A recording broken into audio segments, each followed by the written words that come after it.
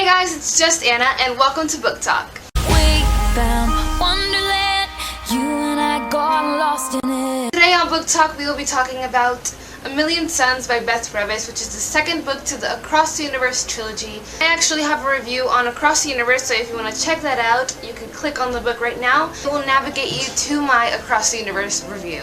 But this review is about the second book in the series, so if you haven't read this book, I recommend you leave because I do not want to spoil you, so goodbye. A Million Suns by Beth Revis. From where we left off in Across the Universe, Elder has assumed leadership of the ship, and he's finally free to act on his vision. No more fights, no more lies. But when Elder learns shocking news about the ship, he and Amy must work together to find out the mysteries that are still left unsolved. So I read Across the Universe last year, and I should have picked this book up right away, but I didn't, and there were so many things that weren't vivid in my head at the moment.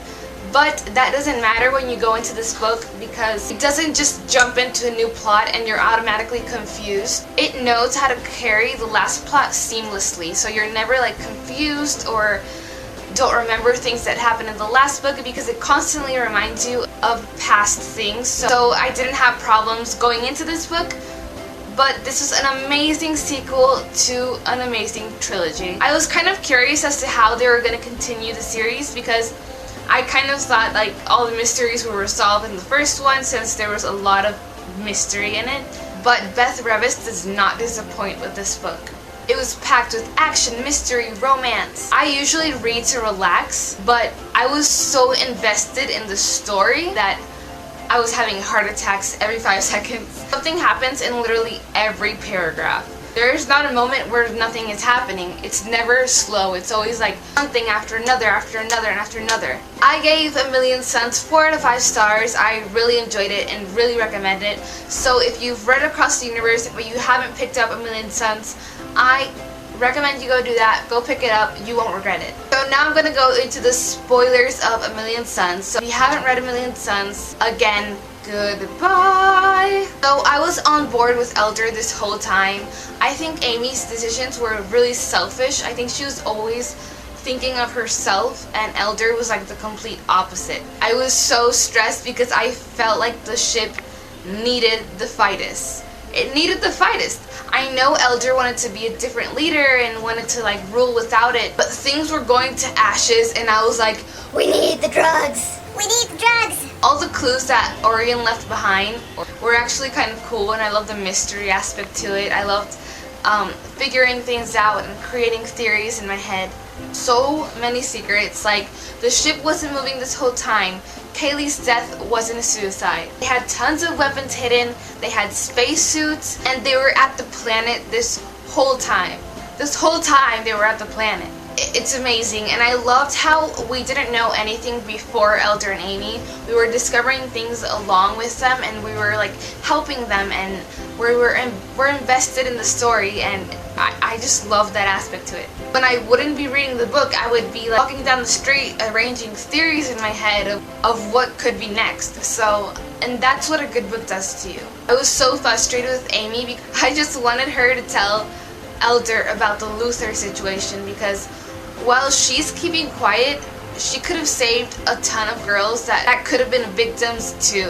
While you're running around the ship trying to discover mysteries, it's happening to a bunch of girls, and you had to say something. It just frustrated me that she didn't say anything. That rape is something very important, and it's something that should not be ignored.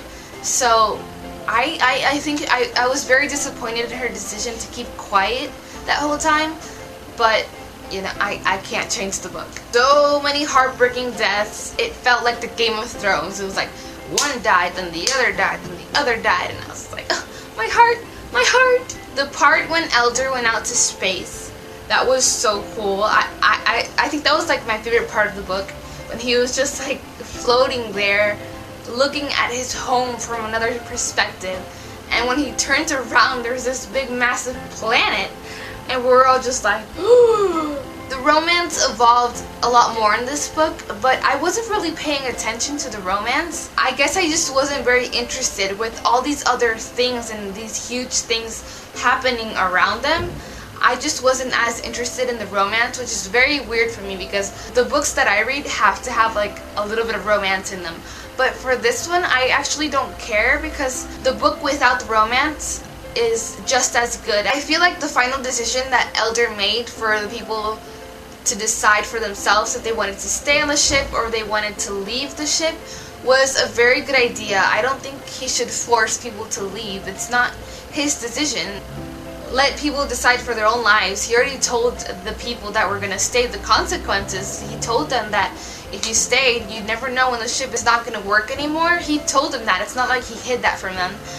But Amy doesn't understand, and she just wants everyone to get off the ship so they can see this new home, like they can see like the best thing for them. But Amy doesn't realize that the ship is their home. It's all they've ever known. So it's kind of like Earth for her, and she'd be taking that away from them. So I feel like Elder's decision was very mature and very wise. I kind of suspected that Doc was the one doing all these murders, and I knew he was going to get to Victoria somehow, but it was just heartbreaking as well because I trusted that guy. I trusted him. We will have to see what happens in the third book. I am very excited to read Shades of the Earth. Again, I gave this book a 4 out of 5 stars and I really enjoyed it.